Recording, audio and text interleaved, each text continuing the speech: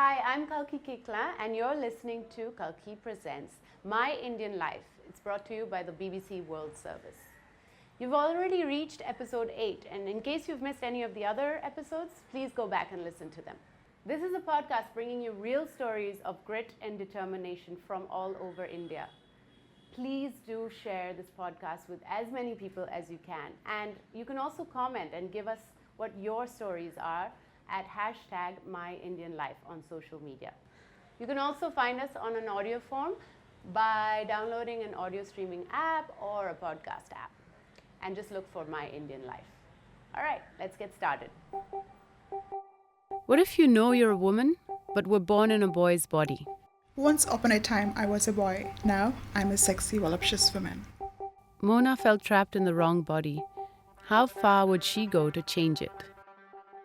From the BBC World Service, this is My Indian Life, the podcast about what it means to be young and Indian in the 21st century. I'm Kalki. This podcast tells stories of young people in India who overcome obstacles big and small with their grit and determination. This is episode 8, Goddess of Big Things.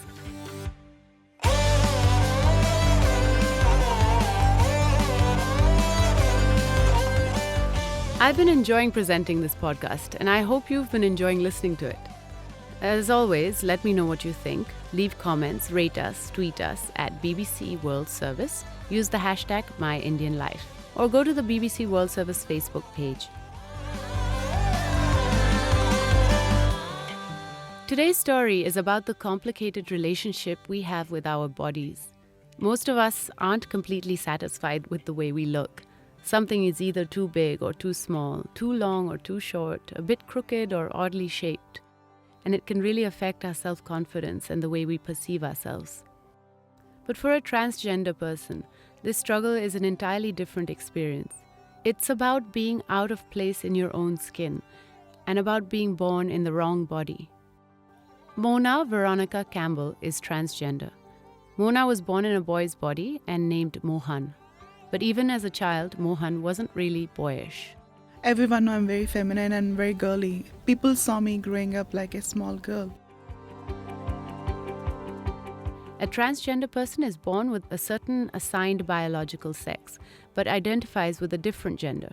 Psychiatrists call this gender dysphoria. Census figures say India has about 500,000 people who identify as belonging to the third gender. This is an umbrella term that includes transsexuals as well as transvestites, non-binary categories like intersex, and others too. However, a report by India's Human Rights Commission quotes experts who say that the actual figures could be 10 times higher, up to 5 or 6 million. This is because many transgender people keep their gender identity under wraps. After all, it's not an easy life. Transgender people are often misunderstood and pushed away even by their own friends and family. They're also vulnerable to discrimination, sexual harassment, and assault. According to a government study of 900 transgender people, only 2% lived with their families, and more than 90% faced discrimination in employment. Mona is now 29 and is a professional plus-size model based in Mumbai. She is tall, voluptuous with long, wavy brown hair. When she walks into a room, she radiates confidence, and you can't help but take notice, and is about to walk the ramp for a plus-size lingerie brand. She's dressed in a black corset and red stilettos and is getting her makeup done. We're doing a black smoky eye here and a bright red lip. She wanted a very dark, smoky look. I'm excited. I don't know, I love lingerie shows. I don't know why. Right from my childhood, I always fantasized having something lacy stuff. Of course, my mom used to get annoyed sometimes, but I think now my parents helped me to get everything. It took so much of time because I can wear swimwear, I can wear even thongs and stand in front of my parents, so it became easy. So I made my parents quite positive about lifestyle. Today, Mona's parents are by her side, but things weren't always so easy. Mona grew up in a small town in Andhra Pradesh. Initially, Mona's family wasn't bothered by the fact that their son was acting like a girl. They thought it was just child's play. Can you remember any memories very early on of what you felt about, your gender? Oh well, I am maybe like 5 6 years. I'm very young, so I used to put on my sister's clothes. Everyone know I'm very feminine and very girly. People saw me growing up like a small girl. Mona's sister Adapala Nilima remembers one such instance. I remember in a school anniversary, okay, there was a dance program, okay, and she gave her name in that girl's dance list. And trust me, she wore the girls' dance list, I mean dress and all. She danced with almost like 10, 11 girls. So after coming, my father was like, so from childhood he was so annoyed with her. As Mona grew older, her father, a school headmaster, got more and more worried. Whenever Mona would dress up like a girl, use her sister's makeup, hang out with girls, or act feminine in any way, he would scold her. He wanted his boy to be boyish. Mona's childhood and teenage years were difficult because her family wasn't able to accept her femininity. She refuses to share photos from that period, but is willing to talk about it. She remembers the time her exasperated father sent her off to stay at a boys' hostel when she was about 14, hoping that would make her more masculine. Mona felt like a fish out of water. The boys would tease her, call her names, and made even simple tasks like taking a shower difficult. I told my father I'm not comfortable and I could not move. There is a situations like we have, there is no bathing option it's kind of open space. Oh, wow. Like 10, 15 people to take, bathing at a time. I was so shy, There are situations like, I could not take a shower like 1, 2, 3 days. I'm very hygiene. Fresh towels and all. They used to take my towels and they used to hide when I'm going for my shower. Oh. It's very hard. It's just like crazy. But at that time, that's very hard for me, definitely. But I cried telling to my father all these incidents. So Mona is able to laugh about it now, but it was very tough at the time. She didn't stay in that boys' hostel for too long. Meanwhile, her father's worries were starting to peak. my dad told me, see, I'm really worried about you because the society makes you a tag that you are a man. And if you behave like a woman, how would the people take you? You may get depression, you may undergo, little difficult times. Yeah. He was worried about it. He's worried about only society. He never worried about any other stuff. But Right. definitely the situation, it went peak level that he told me that I'm going to take you a psychiatrist. I'm going to get you some injection and turn you as a boy. And then my sister told me that it is not a right. We have to speak to her mind. And we have... How old were you when he said this? Oh my God, it's maybe 13, 14. Oh, yeah.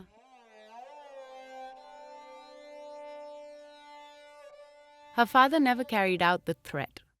By that age, Mona had heard from her friends that there were hormonal treatments available that would help her change physically and develop the feminine characteristics that she wanted. But she was a teenager from a small town with no means. She decided to focus on her education and part-time jobs to become more independent. Mona was a good student and her father dreamt of her to become a doctor. He pushed her to go to medical school. But Mona could not be herself there. Got into the college and it's a medicine. Are you serious? You get hardcore guys, like seniors. You know how difficult to be feminine or have a hair, have a nails, have beauty, whatever, who you are. It's very hard. It's a medical open college. I can't even go for one class. So I told my dad, I don't want to do my medicine. Do whatever you want. Mona won that battle and was accepted to a prestigious fashion school. There she met many others who didn't conform to traditional ideas of gender. She finally felt free to be herself. When she was about 18, she took the decision to start hormone therapy to make her body look more feminine. She consulted doctors, received counseling, and psychiatrists certified that she had indeed been suffering from gender dysphoria and was ready for treatment. Her father wasn't convinced, but her mother supported her, saying she had never looked at Mona as a son anyway. Mona took hormones for a year and had to face the side effects. A lot of headache and you don't get sleep in the night. You get depression emotionally. And physically? And physically, you get soft skin. You're going to lose your hair on your body. And See, I'll tell one thing to you. There are so many beautiful trans girls even really don't want to go for surgery. They want to be themselves and they want to look feminine. See, when I'm seeing some doctor, he told me that don't force yourself. Do you think it's really important for you to go through all these things? Mona had her doubts about the surgery, and for good reason. Gender reassignment surgery is the process by which a transgender person can surgically transform their body to match their gender. But not every transgender person wants this. The process consists of multiple smaller procedures.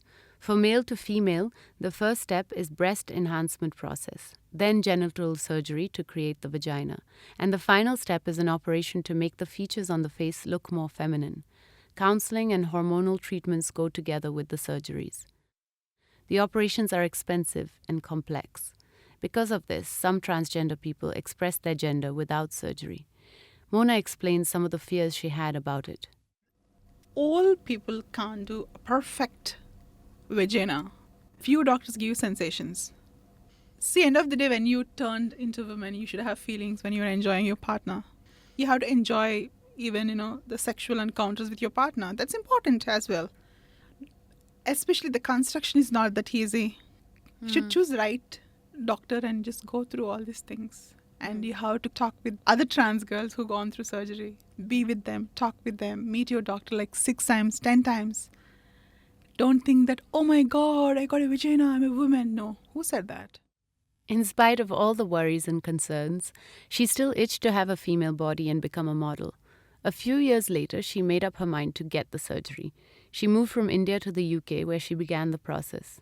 It was tough. There was pain and discomfort, and she was being counseled by a psychiatrist. To Mona's horror, she put on weight because of the hormones she was regularly taking. Plus-size people often struggle with lack of confidence, judgment, and with body shaming. Mona worried her modeling ambitions were in jeopardy, but she tried to accept and embrace her new curvy body and started working as a plus-size model. After a few years, she moved back to India. So the big question, how would her family react? Here's her father, Adapala Rattaya, speaking in Telugu. I'll explain what he's saying. కొంచెం బాధగా అనిపించింది. తర్వాత తన ఇష్టం చేసుకొని ప్రస్తుతం ఇక మనం ఇబ్బంది పెట్టకూడదని ఒక భావంతో నేను మూవ్ అయ్యాం. He's saying that initially he felt bad, but later he left it to Mona's wish. He felt he should not trouble her. He decided to give Mona his full support as a father, since she is family.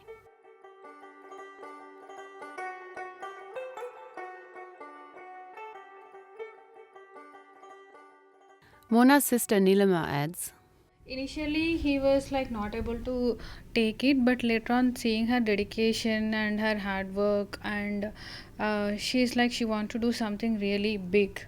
So he was like, okay, so if family is not supporting, then who is gonna support her? We have to stand next to her.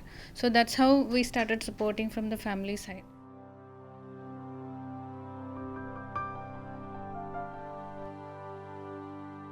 her father told Mona he respected her and accepted her as his daughter. With her family by her side, Mona approached Dr. Parag Telang, a well-known plastic surgeon in Mumbai, to complete the gender reassignment surgery, or GRS. We met Dr. Telang at his clinic, and he told us this kind of family support was rare.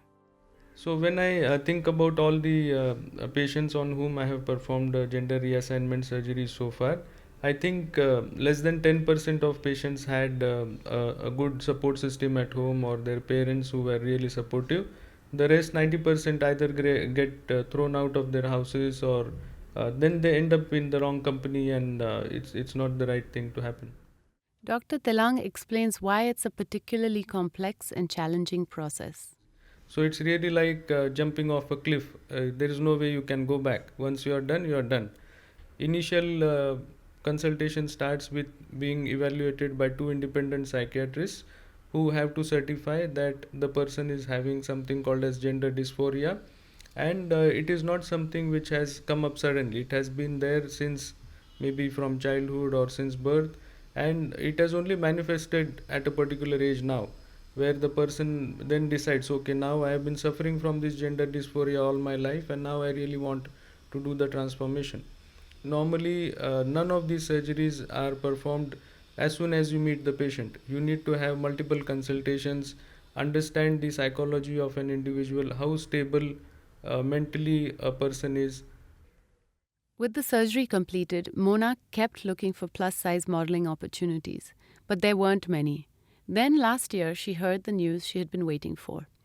Her dream designer, Wendell Rodrigues, was looking for plus-size models for one of India's most glitzy fashion events. I was like, oh, this is magical for me, so let's do it. So that the typical ad that Wendell told that God and goddesses, the curvaceous body, please welcome for auditions. So in morning 7:30 I went for auditions. I saw so many beautiful curvy women I never saw in my life, all plus size, goals in one room, a lot of positive vibes. Mona was delighted to be shortlisted. She called her parents and had her fittings taken on the same day. But then once word spread that Mona was transgender, there was some resistance. Mona was distraught, but Wendell Rodrigues stood by her. Here's what he says. When I first auditioned Mona Varonica Campbell, I had absolutely no idea that she was a transgender person. Eventually, I had to battle the some areas of the show, organizers, as well as people who were involved with the show, so that Mona could walk the ramp when we discovered that she was a transgender. I think sexual identity is not important for me. What's more important is that Mona had the ambition, the drive, and the confidence. I went with her because she had the walk and could carry off her clothes very well. Mona opened and closed the show. It turned out to be a turning point in her modeling career. Her father, who once used to chide her for watching too much fashion TV, sat in the second row and cheered for her. Wendell Rodrigues said he got great feedback, and transgender people approached him, appreciating the move. One of Mona's closest friends is Paul David Martin, a fashion photographer. He was at the show and says his jaw hit the floor when he saw her walk the ramp. Well, she can slay the runway. You know, she puts it on fire. And the best thing was when she opened the show, the way she walked, the kind of aura that she carried, the attitude. And adding to that, all of it, she also needs to showcase the designer's garment. You know, that's the agenda of the entire show. The way she presented it, that was brilliant.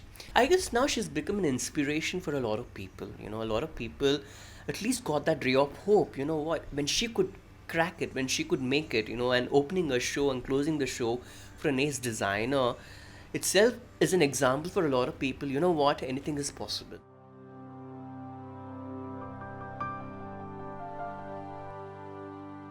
Today, Mona wears all her labels, Indian, trans, and plus size, proudly. She plans to start her own plus-size clothing label to give more options to plus-size women.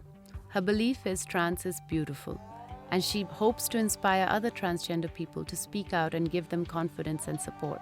Above all, she believes in body positivity, loving your body and loving yourself.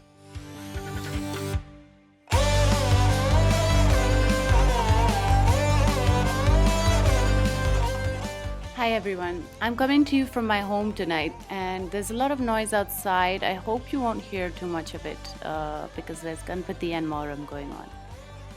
We've just heard Mona's story, and I'm looking forward to hearing your stories too.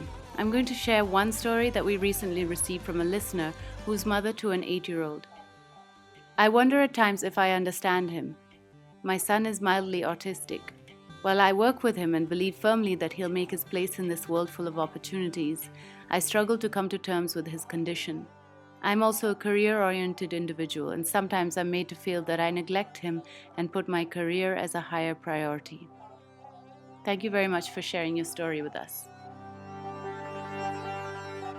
We're also still receiving messages about our episode featuring Insia Dariwala, a survivor of child sex abuse who now helps other children in India. Here's one such message. I also am a survivor of abuse, but I have never spoken about it until this email. I have a very successful career and a beautiful family with gorgeous children of my own. However, the remnants of my abuse that happened when I was a very young child, around 6 or 7 years old, still linger. I have severe trust issues, and when my extended family members hug my children, my instinctive response is to pull them away, and I immediately think there is something sinister going on there. Last week, we also heard from Rahul Sompimple, the Dalit student who campaigns against casteism. H. Arya has tweeted this after hearing the episode. Caste-based discrimination is real, and just in case you think it's obsolete and gone, listen to this heart-wrenching story of how this JNU student is rising against all odds on My Indian Life. Please do keep sending in your stories, thoughts, and suggestions. We're at BBC World Service on social media. Use the hashtag MyIndianLife, or you can email us at myindianlife@bbc.com. In the next episode, we'll hear about some of the problems Indians face in the bedroom. If you like this podcast, do tell your friends about it. Thanks for listening.